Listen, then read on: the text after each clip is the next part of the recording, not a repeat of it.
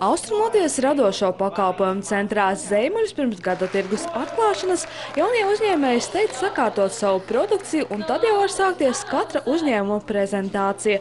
Žūrijas komisijai bija jānovērtē jauniešu biznesa idejas vairākās nominācijās. Apgleznot uz krekļus, jā? Super! Un idejas jābūt klientam, vai jūs kaut kādus risinājumus piedāvājat?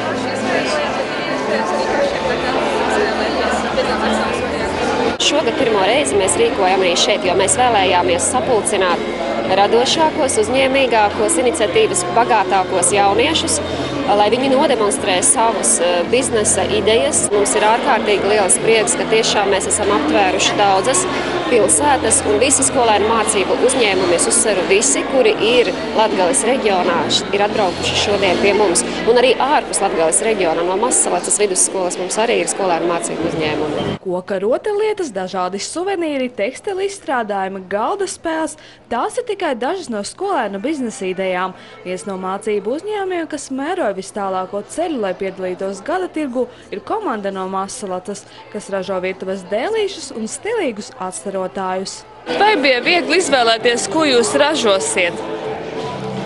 Nē, bija vairākas idejas. Mēs tik izvēlējām tās interesantākās, kas mums vairāk pašiem patika. Kā ir būt uzņēmējiem? Nav viegli.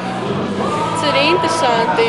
Viss brīvais laiks tiek aizpildīts, ja kaut ko interesanti darot un darbojoties un taisot. Tas arī mācībās palīdz.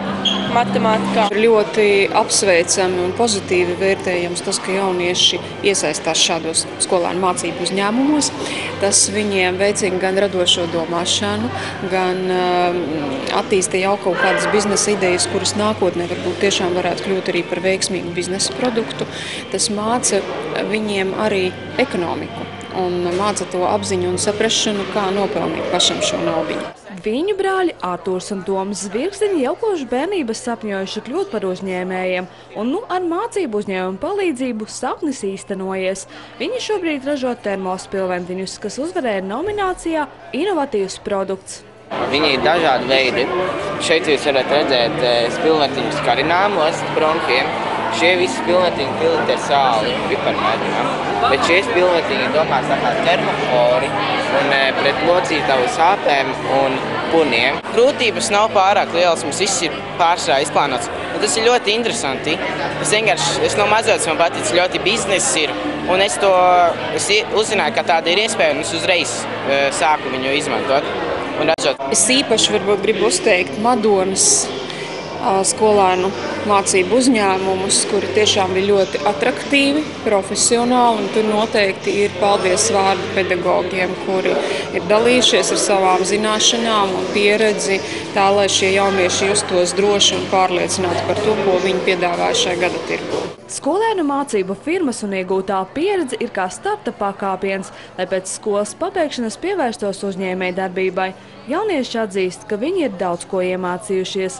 Vispirms izvērtēt biznesa ideju un izpētīt tirgu, un arī pārliecināt pircēju iegādāties preci. Vai jums ir arī doma pēc tam būt par uzņēmēju un varbūt kaut ko citu arī ražot? Jā, protams, uzņēmēja darbība mūsu valstī ir attīstīta. Kā mēs visi zinām, arī mikro uzņēmumi pagājušajā gadā ir guvuši ļoti lielu popularitāti. Pēc manām domām tieši šajā jomā ir jādarbojas un jāizdomā kaut kas jauns. Žūrijai nebija viegli izvēlēties katrai nominācijai savu uzņēmumu, tāpēc tika piešķirtas arī simpātiju balvas.